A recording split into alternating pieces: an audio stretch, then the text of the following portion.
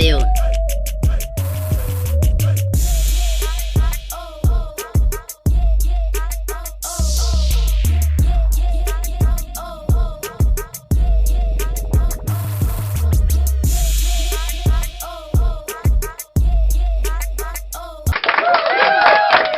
So ayan mga pre, magandang gabi po sa inyo lahat. At eto na naman po tayo mga pre. Ayan eto po. Bigyan po natin ng reaksyon itong si Sangkay. Naalala nyo, may video si Sangkay na ang sabi niya, scripted daw yung ginagawa ni Daddy Frankie. 'Di ba? Scripted daw. At kawawa daw po si Ansing. Kasi, nagagamit sa script. Sabi, scripted eh. Sabi niya yun. So, malinaw na paninira yun. Pero eto po mga pre. Kasi kawawa daw si Ansing nagagamit. Pero nakikita nyo ba to? Nakikita nyo ba itong nasa screen natin ngayon? Ayan. Cancer patient sa Canada. Hinut-hutan ng Becky. Natulpo ka na, Sangkay. Ito yung kawawa. Etong di umano na hinut-hutan mo. Ito yung kawawa. Kasi may sakit na nga. Cancer pa yung sakit. Di ko nga alam kung buhay pa to. Kasi pag cancer kasi, alam nyo naman yung cancer. Bihira lang po yung nakakaligtas sa sakit na yan. Ang matindi pa dito, may sakit na nga. Matindi na nga yung pinagdadaanan. Di umano, hinututan mo pa. Panahon po ito ng COVID. Panahon po ito ng COVID. Grabe, tibay mo, Sangkay, no? Grabe yung kaluluwa mo talaga. Ibang klase ka. So, ito po yung ating bibigyan ng reaction ngayon mga pre. Ayan, itong video ito. May video po eh. Galing po ito sa Raffy Tulfo in action. Ayan, buti na lang may Raffy Tulfo. Diba? Kung hindi, kung wala, hindi natin malalaman yung mga baho ng mga tao, mga budol. Kasi karamihan po ng natutulpo dito mga budol talaga eh. Diba? Syempre, bago tayo magtuloy-tuloy sa ating reaction ngayon, ayan, kung bago ka pa lang dito sa ating YouTube channel, huwag kalimutang mag-like, share, and subscribe para naman po maging updated ka sa lahat ng mga uploads natin. Syempre, no? Meron po tayong TikTok, may Facebook po tayo, huwag niyong kalimutang i-follow yung ating mga social media accounts. Ayan para, syempre, pag dyan tayo magkita-kita sa, sa Facebook, no? Sa TikTok. Di ba? So, ang tanong, handa na po ba kayo? Handa na po ba? Press 1 nga. Sige nga po. Press 1 nga kung handa na. Kasi kung handa na kayo, mas lalo po akong handa. Lalo po akong handang-handa. Sige, press 1, press 1, press 1. Pakita natin yan. Press 1 na yan. Diba? So, eto na. Panoorin po natin ang balitang ito. Cancer patient sa Canada.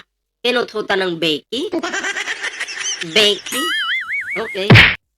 Tuloy natin. Miss Annie, kaano-ano nyo ho si Miss Lydia? Best friend ko po since college po namin. Okay, so Ayan maliwanag po ito. Ito si Ma'am Lydia. Ito po yung di umano hinut-hutan ng isang Becky. Hinut-hutan. Kawawa naman po. May sakit pa, may cancer pa, no? Dapat nga sa mga ganyan, talagang pinapagaan yung loob, hindi po hinuhut-hutan. Sabi mo, masama yung ginagawa ni Daddy Frankie. Sabi mo. Pero, ikumpara mo naman ito, Sangkay, sa issue mo. Alin yung masama dyan? Yung di umano na nagawa mo dito? O doon sa ginagawang pagtulong ni Daddy Frankie? Alin yung masama? Sige nga. Alin yung masama? Tuloy natin. Hanggang ngayon, meron kayong, ngayon, magkausap pa rin kayo, ganyan. Yes, sir. Okay. Yes po, attorney. Ilang taon na po ba si Miss Lydia na sa Canada? More than 10 years po, sir, More than 10. attorney. Umuwi-uwi naman 10 years. po. Nung hindi pa po siya nagda-dialysis, nakakauwi po siya. Ay, imagine cancer, may cancer na, dinadialysis pa po pala. Grabe to. Antindi nito. Bukod sa may cancer na po pala siya po ay dinadialysis pa. So, doble po yung sakit. Diba? Kasi, ang dialysis kasi minsan, ano yan, bihira lang po yung nabubuhay na matagal pag dinadialysis ka. Kasi every week, malaki po yung gastos sa pag nagda-dialysis ka kasi every week, minsan 2-3 ka or 3 beses ka kukuha na ng tubig sa katawan. Diba? Kung 3 beses ka kinukuha na ng tubig sa katawan sa loob ng 1 linggo, pagod na pagod ka niyan, kawawa yung katawan mo niya, bugbog. Eh kung 2 beses naman, kahit pa paano, makaka-relax ka. Eh ito yung matindi nga may cancer na nga yung tao. 'Di ba? May cancer na nga, dinadialysis pa pala. Tapos sinasamantala pa ng bakla ko no. Di umano Tuloy natin. Pa po ba siya nagkaroon ng sakit? Hindi ko lang po ma-sure kung, kasi po 3 dekada po wala kaming communication. Okay. 2019 lang po kami nung hinanap ko po siya. Opo, kaya hindi ko na po alam. Basta po, nung nag-usap na po kami, yun po, na nagda-dialysis na po siya. Nakausap po kasi natin sa linya si Miss Lydia, no? Nasa kabila siya. Kausapin lang po natin, ma'am. Pero Anika. ngayon, attorney, no, galing pa po siya ng dialysis kaya medyo, ayun po, nasa linya po hinang-hina. siya na medyo nangihina. Ayan, nakita nyo, nangihina siya. Pagod na pagod siya. Tapos sinalang agad sa isyong ganito, grabe. Si ma'am. Ma'am Lydia, magandang hapon po. Magandang hapon po, Ma'am Lydia.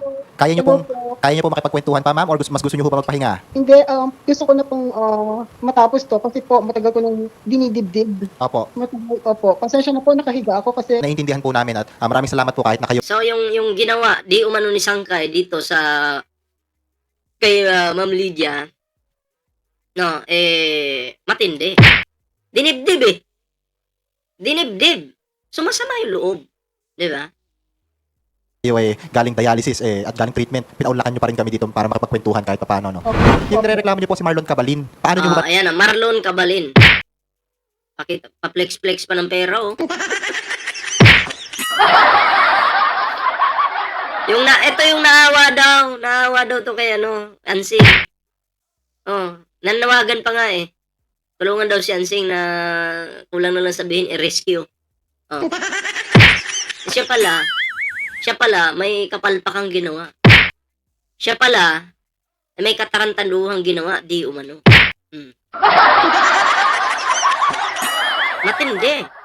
Matindi to kasi 'di ba? May sakit pa yung pinatulan, 'di ba? Pinuthutan di umano. So tuloy natin. Ba nakilala to? Kasi po kinontak niya ako sa Facebook. Noong time na yun, kapag hiwalay namin mag-asawa, so vulnerable ako. Ito Ang target po talaga, ang target po ni Sangkaya, ganito yan. Kilala ko yung kaliskis niya. Ang target niyan, pag, halimbawa lang, itong si Sangkay, halimbawa, makita ka na may pera to. May pera tong babae na to, tao na to. Makita niya na nag-i-sponsor, ganyan. Kukontakin ka talaga niya. Hahanapin ka niyan.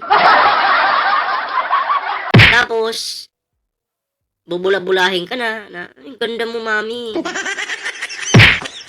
Mami pa yung tawag sa'yo. Plastikan, di ba? So, siguro sa tingin ko, ganun nangyari kasi sabi nga, kinuntak daw Hindi makapag-antay ng sponsor yung kukontak sa'yo. Sigawan niya ako, sinagot ko siya. Yun po. Okay. Sa Facebook po. Kailan po ito, ma'am? 2 years ago. Pasensya na po yung memory Okay lang po. 2 years 2 years ago. ago. Okay. Opo. Never pa po kayo nagmi-meet? Never pa po kayo nagmi-meet in person? Hindi pa po. Ayan Dapat po April, ano bang year yon? Tapos po bigla nagkaroon ng COVID. Okay. Sige. So, hindi kayo natuloy sa madalit sabi. Okay, ma'am, kailan pa po kayo may sakit? Yung kidney failure ko, halos 3 years na yung breast cancer ko, more than breast cancer, 3 years. Okay. a year ago. Okay. Breast cancer stage 1. Okay. Tapos itong si Marlon Cabalin, ma'am, kahit karelasyon nyo via online lang, Karelasyon! Di ba, Becky? Nakipagrelasyon. Isa lang yung maliwanag sa akin dito. Kumbaga, ginamit niya yung, kunyari, panggap siyang lalaki, ganun. Kunyari lang, lalaki siya. Pero ang purpose niya pala, kunyari, liligawan niya yung babae. Tapos, ang liligawan pa yung may edad na. Di ba? Kasi may pera. So, maliwanag po sa akin yan na pera yung habol, hindi po yung pagmamahal. Ha? Pero pera lang. Mamaya, interviewin naman to si Sangkay eh. So, tingnan natin yung mga sagot niya. Kung valid ba. Yun lang at alam na may sakit kayo ay nanghihingi pa rin. Tama po ba ako? Alam niyo po, yung 100,000 na binigay ko sa kanya, it's a long story, kusa po yun. At saka parang nakulitan na rin ako sa kanya. Kasi po, umalis siya papuntang Dubai. Okay. So, kusa. Tapos nakulitan. Sumakulit si Sangkay. Makulit. Itong Marlon na to. Marlon ba? Marlon? Makulit. So, pag sinabing makulit, palaging nagpaparinig yan or di kaya nang hihingi.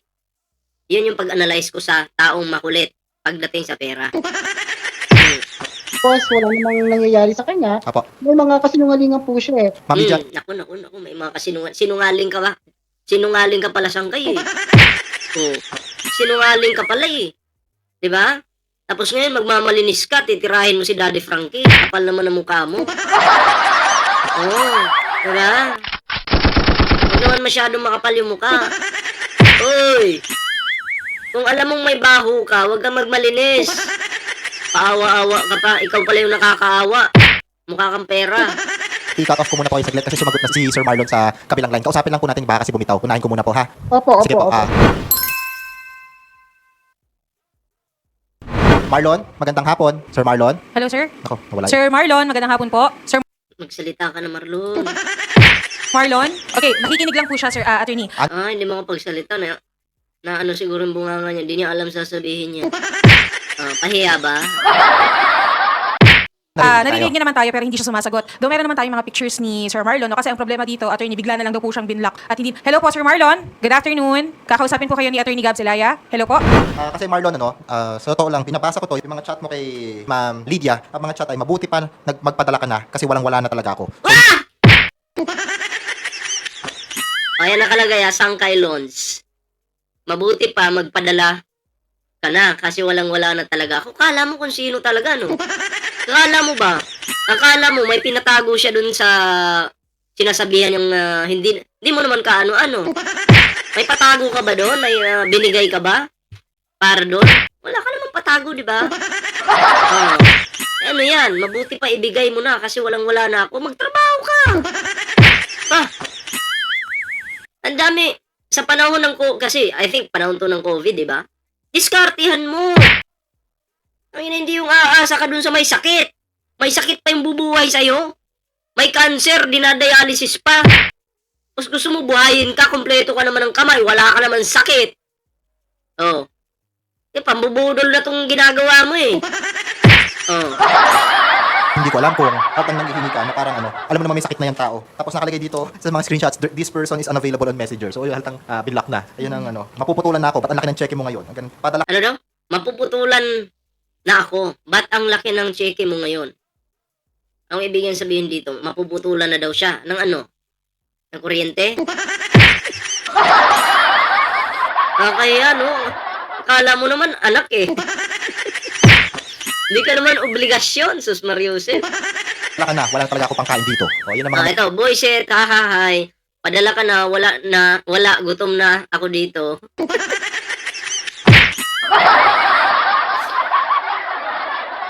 Sasabihin na naman yan isang kayo, bakit may langkot? Old issue na yan gusto ko ang halongkatin eh. Kasi nagbida-bida ka na naman. Sabi ko nga sa'yo, wag mo nang subukan, ha? Lalo ka lang mapapahiya. Kasi at least, ngayon, marami nang nakakakilala ulit sa'yo. Kasi yung mga supporter ni Daddy Frankie, hindi ka talaga kilala. Baka mamaya, diba? Ayoko namang mabudol yung mga supporter ni Daddy Frankie. Gusto ko sa katotohanan lang kung anong totoo. Ito bakit ko ito ginawa ng video? Ito po para magsilbing babala. sa mga OFW natin. Hindi ko po ginawa yung video ito para manira ng kung sino. Naka-public naman yung nasa Rapid Tulfo in Action naman.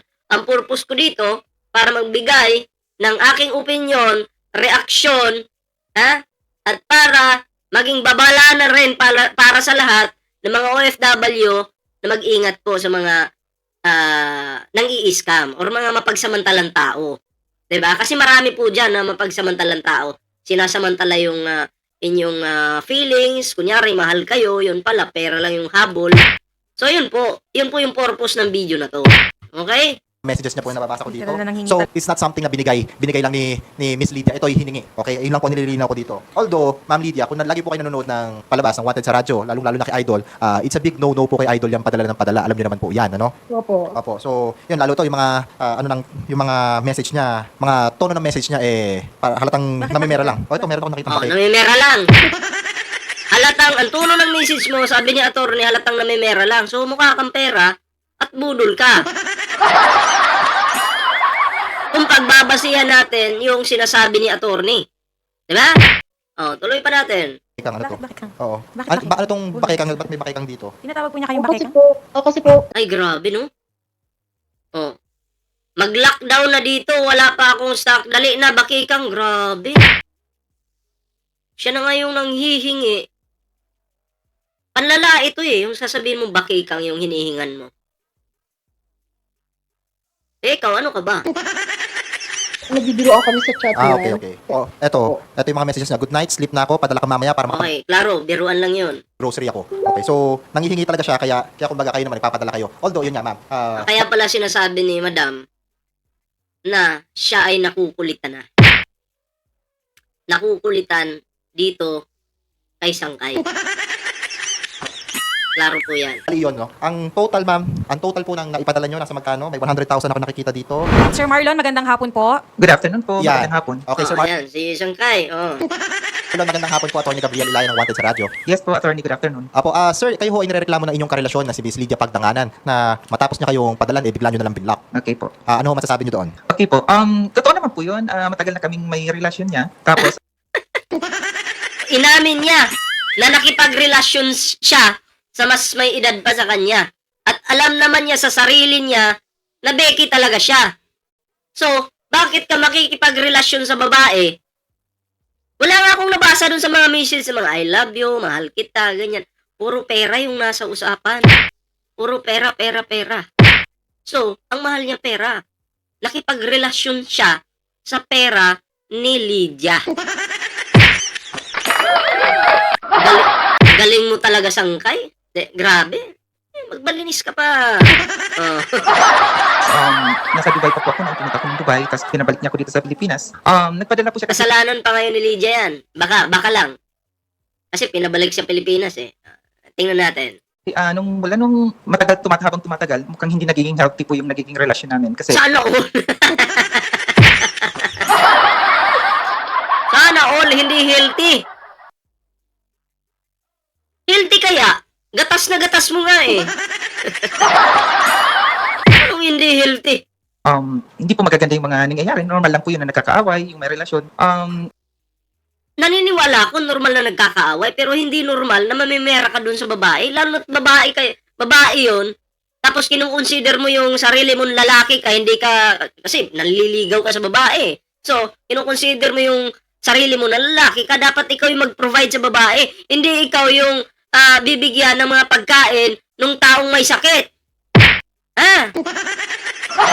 Aba, Na-block ko na lang po siya kasi hindi na po talaga normal. na-block ko na lang po siya kasi guilty ka na. Hindi na normal yung mga nararamdaman mo kasi alam mo sa sarili mong guilty ka. Tama ba? Hindi na tama yung mga sinasabi tungkol sa akin. Para iwas gulo na lang po. Okay. Ikaw nga yung nagsabing bakikang eh. Kahit pabiruan yun, masakit din yun. Diba? Hindi tama yung sinabihan mo siyang bakikang. Manalamin ka nga. Sabihin mo, bastos na ba ako masyado? Tingnan mo yung sarili mo, manalamin ka. Kung bastos ka na ba? Tanungin mo yung sarili mo. Sir, nanghihingi ho kayo ng pera sa kanya, tama ho? Hindi po ako nanghingi, kusa po siyang nagbigay dahil Hindi nang hingi! Eh sabi mo magpadala. Sinungaling talaga. Bobo ka. Sinungaling ka talaga. Ang sabi mo magpadala ka na, wala na akong pangkain dito. Anong hindi panghihingi? Sinungaling ka. Po yung attorney, no? May chat po kayo dito, sir. Mabuti pa magpadala ka na. Kasi Ah. walang Oh, magpadala ka na kasi walang-wala na ako. Oh. talaga ako. Hindi ho pa panghihingi iyon. Attorney, ganito po yung nangyari, sabihin ko sa inyo. Nasa Dubai po ako noon, nagpunta ako ng Dubai, may work po ako doon. Tapos, sabi niya sa akin, umuwi ako ng Pilipinas para magsusupport na lang siya sa akin kasi sabi niya, Siyempre, tuwan-tuwa ka naman. Susuportahan ka lang eh. Patamad-tamad ka lang sa Pilipinas eh. Nakita mong may pera yung tao, uuwi ka naman, sasamantalahin mo naman yan. Kung nag-iisip ka, may sakit yung tao, sasabihin mo, hindi ko gagawin yan. Kailangan ko pa rin magtrabaho dito kasi alam ko naman may sakit ka. So, gagawin ko yung lahat para sa sarili ko, bubuhayin ko yung sarili ko. Ang pangit naman na ikaw yung bubuhay sa akin.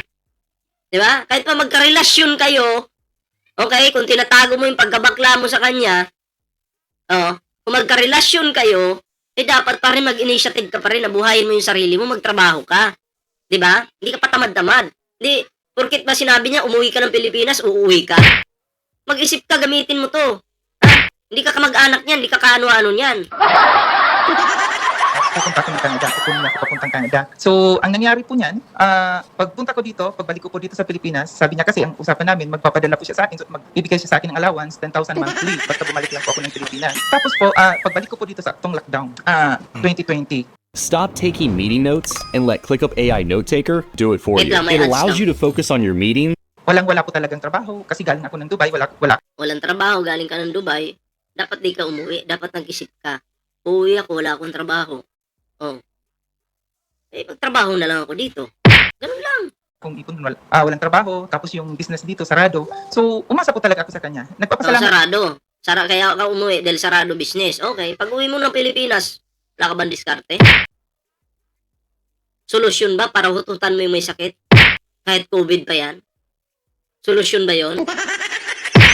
po ako sa kanya kasi nakatulong po siya sa akin nung time na yun. Pero Sir Marlon, alam niyo naman na may sakit itong si Miss Lydia, tama? Yes, attorney, matagal na po yan. Oh, Pero alam siya niya. Okay. po yung nag-offer kasi sa akin noon. Oh, kahit pa siya yung nag-offer nga eh. Sasamantalain mo pala.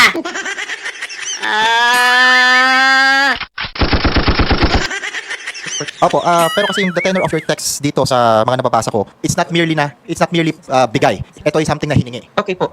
Kasi yun po yung yun yung siguro yung may mga usapan kami na gano'n yung nangyari kasi super lockdown po talaga, wala talaga akong makuha. Dahilan mo, bulok. Bakit ako? Lockdown. Nakakapag-provide naman ako sa sarili ko ah. Lockdown pa yan. Partida. Ikaw hindi mo kaya? Ang alam ko ang pagkakaalam ko, ang mga bakla, mas madiskarte pa yan sa lalaki. Pero bakit ikaw wala kang diskarte? Sus, Mario. Asa ka lang, palamunin ka lang pala ni Lydia. Sus. Opo, so humingi nga kayo, sir, tama? Opo. Hindi siya Opo. binigay lang, hiningi siya. May ibang na humingi po talaga. Umamin ka rin. Sabi mo, kusang bigay. Kung inamin mo na kanina yan, di wala na sanang problema. Ano ka pa? Para kang ewan. Kasi kailangan ko po talaga ng tulong kasi pinauwi niya ako ng Pilipinas, wala po talaga Ang akong kasalanan pa pala ni Lydia eh. Dapat kasi hindi mo pinauwi. income dito. Okay, Kasi kasi maganda pong trabaho ko doon sa Dubai nung time na yun. So pinauwi niya ako kasi Maganda pala yung trabaho mo dun eh. Bakit mo binitawan kahit pa pinauwi ka? Imagine, susuportahan ka 10,000 monthly allowance mo. Pagpapalit mo dun sa magandang trabaho. Maganda pala yung trabaho. Ang gulo mo, sabi mo nagsara. Tapos sabi mo maganda yung trabaho. Ano ba talaga? Oh, sabi mo nagsara. Tapos ngayon biglang maganda yung trabaho. Kayo po ba'y maniniwala na nagsara yung pinagtatrabahuhan nito? Di po ako maniniwala. Sa Pilipinas siguro, posible yan. Pero doon sa ibang bansa, magsasara. Malaking negosyo, magsasara. Huwag mo niloloko yung mga tao. sabi niya, kukunin niya ako papuntang Canada. Sabi niya, sir, wala daw nangyayari sa inyo sa Dubai. Meron po, may trabaho po ako doon, call center. Ang nangyari po kasi niyan, attorney, yung visit visa ko is 3 months. So, yung visit visa ko mag-end ng February. So, nakapasok ako ng work ng January. December nagkaroon ako ng work doon, call center. Tapos, hindi ako binibigyan pa ng visa, ng working visa kasi may visit visa pa ako. So, once na nagkaroon po ako ng working visa na binigyan ako ng company, pag umuwi ako ng Pilipinas, babayaran ko po yun. So, sabi niya sa akin, habang hindi pa bibigyan ng working visa, umuwi ka na ng Pilipinas. Okay. Meron Kasi ako, ang process na daw po yung aking papers papunta doon sa Canada, sabi niya. tapos binlock nyo. Hindi po matagal na po. Anong pang purpose dito? Bakit natin kinontent? Ito yung pangalawang purpose ko. Kasi nagmamalinis po siya. Pinira niya si Daddy Frankie. So, ito, pinapakita ko lang din sa inyo kung gaano siya kadumi. Ano pong ibig sabihin nun? Wala siyang respeto dito kay Lydia.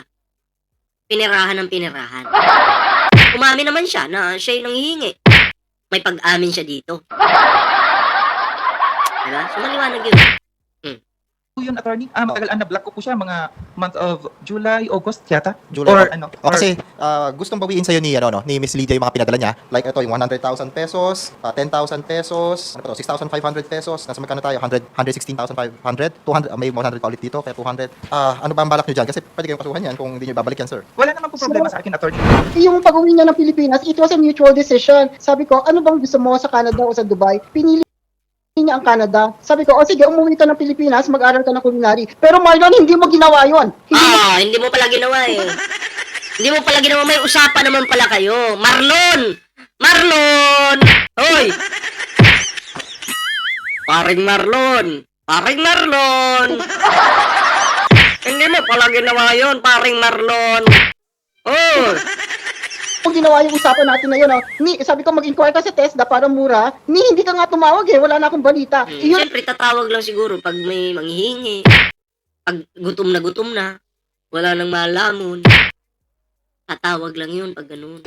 Baka. Baka nga ganun. Ha? ang usapan natin. At saka huwag ka nga magsinungaling. Yung huling trabaho mo sa Dubai, sinabi mo sa akin, it's not enough to sustain your needs. Magsabi ka nga na totoo, kahit kailan, nuknukan ka na kasinungalingan. O ma'am, ano ho ba ang gusto niyo mangyari? Mabawi itong mga pinadala nyo? Tama ho ba ako? Gusto ko mabawi bayaran niya kung hindi niya maibabalik sa akin. I want him in jail. Marlon, it's emotional abuse. Kawawa nga eh, kasi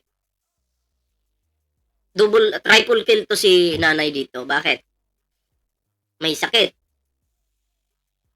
Quadro pala. Bakit? May sakit. Anong sakit? Number 1, cancer. Pangalawa, dinadialysis. Pangatlo, sinaktan yung damdamin. Pinaglaruan. Pang-apat, pinirahan. Pang-5, nagsinungaling si Marlon. Grabe yung stress na binigay mo sa matandang ito. Sana okay lang siya ngayon. Okay? Sana okay lang siya ngayon. Kung magkaayos man kayo, hindi. Wala na akong pakialam doon. Ang importante, nalaman ng mga viewers ko kung gaano ka kagahaman sa pera. At kung paano ka manakit ng damdamin ng may sakit pa talaga. Grabe.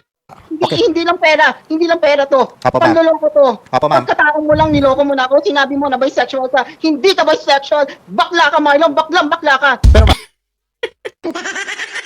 Ayan, kasinungalingan yan. Bakla ka pala. Hindi ka pala tinitigasan dyan sa babae. Sa lalaki ka pala tinitigasan.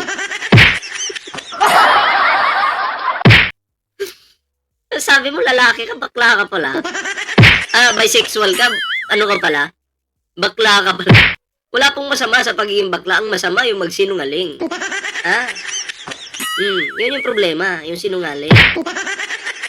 ma'am, sa relasyon niyo ho for 2 years, hindi niyo ho ba naramdaman iyon? Sir, alam niyo po, sinabi niya sa akin bisexual siya. Tinanggap ko siya, minahal ko siya. Mas minahal ko pa siya sa asawa ko, hoping na magbabago siya kung bisexual siya. Pero hindi, in every way, bakla ka, Marlon. Baklang-bakla ka. Okay. Ma'am, may listahan po. Durog si Marlon dito. Baka yun magkano na padala nyo lahat-lahat? Yung mga original receipts po, nandito sa akin. Pero 3 na lang po ang naitago ko, yung 100,000. 100,000 yung 10,000 at saka 500 ba yun? Kasi po, nagtatrabaho po ako noon, hindi ko na po naitabi yung ibang resibo. Busy po ako sa trabaho. I can see here at least dalawang resibo na may 100,000, ma'am. Tapos Opo. all else, mga 10,000, ganyan. Dalawang resibo na may 100,000. Malaki-laki to. So, parang complete dito, nasa 230, ano? Give or take. Opo. Malaki naman yung sahod mo sa issue Marlon eh. Kasi sabi Ang tanong dito, binayaran mo kaya? Or in-unblock mo para ka bula-bulahin na naman?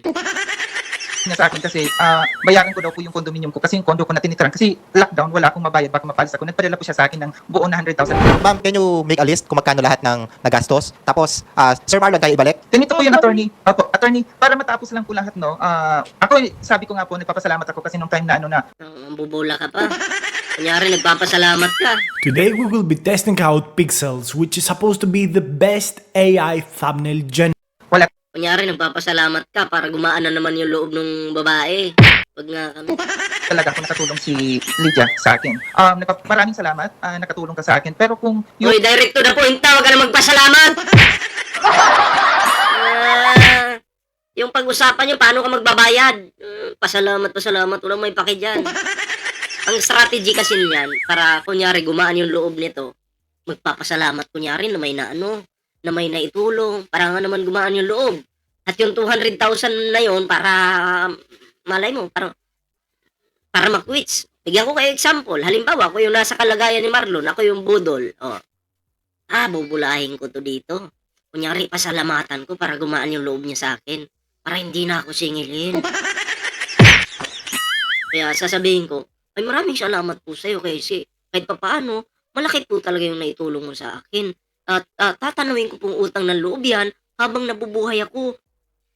Nung tumahimik na siya sa niya, sabi ng utak niya, mabubula ko to. Hindi ko mababayaran yan, magiging libre na yan. baka nga ganun, yung style ni Marlon. Alam ko yan, dahil sa dami kong kinontent dito sa channel ko. Sanay na ako sa mga palusot ng mga iba't ibang kinukontent ko. yung hihingin mo sa akin ng buo, ng biglaan yung pera, hindi ko po maibibigay. Pero ibabalik Wag mo na singilin kung ako yan. Mabulok ka na lang sa kulungan. Hindi ko na kailangan pera mo. Ganun lang. sa kanya, yung pera. Okay, Pero hindi po yung Alam mo Marlon, hindi ko problema yan, problema mo yan. Kung paano mo mapuproduce yung pera na yan, problema mo yan, hindi ko problema. Ay nako, hindi umubra Marlon yung pagpuri-puri sa kanya. Hindi umubra. O pinuri-puri mo kasi. Problema mo daw yan.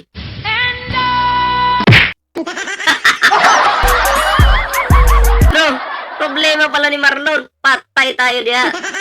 Opo, hindi kasi ganito yan, Miss Lydia, no? It's very stressful on your end, especially may ganito tayo. So, ako, I would advise na bago tayo magkasuhan, ayun nga, sinasabi naman ni Sir Marlon na babayaran naman, let's come up with terms kung paano babayaran. Okay ba yun? Kung baga, may pinagsamahan naman kayo, ma'am, eh. Ang problema kasi ito, Sir Marlon, ano, naka-binlock mo siya, so wala siyang means para kontakin ka. Kaya pumunta siya sa programa. Okay po, oo, kasi ayaw ko lang po talaga ng ayaw ko rin po talaga na makapagsalita ko ng masama sa kanya, kaya blinak ko. Binlock mo dahil alam mo sa sarili mong guilty ka. Hindi solusyon yung pag-block eh. Naduwag ka, natakot ka. Tinakasan mo yung problema na dapat sana ayusin mo. Tapos kang mahut-hut nung satisfied ka na, tatakas ka na lang. Tama ba yun? Blinak ko po siya. Pero meron naman pong paraan, nakaka-message po yan sa akin. Excuse me, Marlon. Excuse me. Nag-live ako kay Joel. Doon pa lang, tinanong na ako ni Joel kung anong gusto kong mangyari. Sinabi ko, gusto kong bawiin yung pera ko. Pero anong ginawa mo? Binlock mo ko. Hindi dahil ayaw mo na makapagsalita ng masama. Binlock mo ko. Wala kang intention ibalik ang pera ko. Kaya nga Wala talagang intensyon. Kasi kung may intensyon ka, dapat hindi mo binlock, kinausap mo ng maayos, nag-usap kayo, kasi papayag naman to eh. Kung mag-uusap ng maayos. Ang problema, umiiwas ka. Binlock mo pa. Kaya ako natulpong. Kasi doon pa lang sa live ni Joel, sinabihan na kita, ibalik mo yung pera ko. Pero anong ginawa mo? Sa dalawang accounts mo, binlock mo ko. Hello, attorney. Pwede pong magsalita? Go ahead. Kanina ka pa nagsasalita eh. Bihira na nga lang magsalita yung hinututan mo eh. Kasi YouTuber kasi ako. So merong mga ibang YouTuber na medyo Pin-promote pa yung kanyang channel. YouTuber daw siya. YouTuber na budol. YouTuber na manlilin lang. Di umano ha. Pinromote pa nga naman. YouTuber, wala kang pambayad. Ang Galit din sa akin. Lumapit ito si Miss Lydia sa kanila. So, nagpa-interview po siya doon, pero hindi po ako nanood sa kanila. Kasi kung ano, baka kung ano, marinig lang na hindi maganda, hindi po ako nanood doon sa mga dahil guilty ka nga. Alam mo sa sarili mo. Hindi mo kayang panuorin. Kasi kung alam mo sa sarili mong wala kang kasalanan, putik, papasukin ko pa yun. Magko-comment pa ako dyan eh. Ha? At ginagawa ko yan palagi. Pag alam ko sa sarili ko na wala naman akong mali. Pinapasok ko pa nga yung kalaban eh. Ikaw, hindi mo kaya dahil guilty ka. Eh, huwag ka na magpalusot. vloggers na yon, kung ano yung mga sinabi niya. Kaya wala pa akong idea kung ano yung mga sinabi niya po doon. Kaya yung sinasabi niya po, hindi ko po alam yun. Okay, hindi, ganito na lang. Para mabilis tayo. Ma'am Lydia, kung kaya nyo... Alam mo yun, na naka-live. Alam mo naka-live. Alam ko may nagsumbong sa'yo, sigurado yan. Matik yan. Na, uy, kinuntin ka niya, no, ganyan. Ipapasahan ka ng link niyan. Kaya imposibleng hindi mo alam. Oh, imposibleng hindi mo alam yan. Yung mga naalala nyo, mga pinadala nyo, i-total nyo, mag-uusapin kami kayo sa likod, stay on the line with our researchers, tapos try natin pagkasunduin dito. Pero kasi Sir Marlon, kapag hindi nyo binayaran to, know na merong, andito si ma'am, yung best friend ni Ma'am Lydia, para SPA lang to, pwede kayong kasuhan nito, on behalf of Miss Lydia Pagdanganan. Maliwanag ba yun? Sinabi ko naman po, attorney, na willing po akong ibalik yan. Kaso nga lang, hindi po yung buo, yung bigla. Hindi, kasama yan. YouTuber ka, di ba? Niyabang mo pa nga eh. Tapos hindi mo kaya ibalik yung buo. Laki-laki ng sahod mo, pa-flex-flex ka pa ng ano. Ayan ito. Pa-flex-flex ka pa ng pera dyan, oh. Ano yan? Design? Design ba yan? Design? Isa ngayon, wala. Kasama sa pag-uusapan yan. Kasama sa pag-uusapan yung Okay. yung terms kung paano mo babayaran at kung paano mo siya babayaran. Okay po. Okay? Ma'am, Okay pumahig po. na kayo kasi wala kayong makuha muna. Mukhang aanuhan naman, ayaw naman makasuhan ni Marlon. So mukhang magko-comply naman siya sa magiging usapan nyo. Let's try that road muna bago kayo ma-stress sa litigation. Okay? Kasi stressful po sa inyong litigation. Ayun lang naman din iniwasan ko. Sinasang-alang-alang ko yung ano nyo ngayon, medical condition nyo. Okay po? So kung maayos natin to na mabilisan, via compromise, why not, di ba? Less stress yon on all of the parties. Ayan, gusto ko lang naman, yun lang yung video mga pre, no? Pinakita ko lang sa inyo kasi tinitira po ni Daddy Frank, ni Sangkay, si Daddy Frankie. Tinitira, pinapalabas niya po na niluloko ni Daddy Frankie ang mga viewers niya at kumbaga, kawawa daw po si Ansing kasi scripted nga daw eh. At pinapalabas pa po nitong Sangkay na to, pinapalabas niya na si Daddy Frankie ay masama. Diba? Kasi hindi kasi tinitingnan niya base daw sa kanyang pag-analyze, kung ayaw man ni Ansing sana pumayag, ginawa na lang niya kasi mahirap daw yung buhay. Tapos sabi pa niya doon, save daw si Ansing. Anong ibig sabihin nun? Di masama si Daddy Frankie. Diba? Masama. Sus Mariusip. Kaya nakakahiya itong pinaggagawa ni Sangkay talaga, no? Imbis hindi na mahalungkat yung mga baho mo, ayan, lumabas na naman ngayon. Paulit-ulit yan. Hanggat maraming, kumbaga itong mga supporter ni Daddy Frankie, hindi ka kilala eh.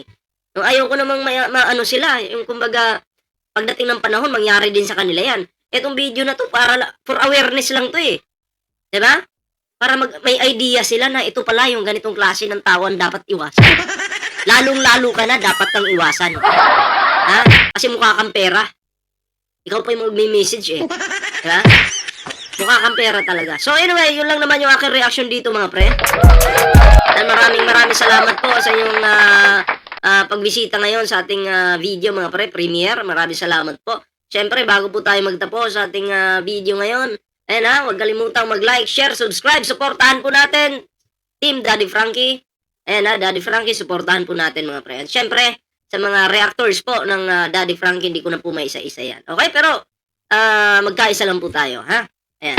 So, ayan mga pre, no? May TikTok, may Facebook po tayo. Diyan po tayo magkikita-kita. Ingat po kayo lahat at magandang gabi po sa inyo.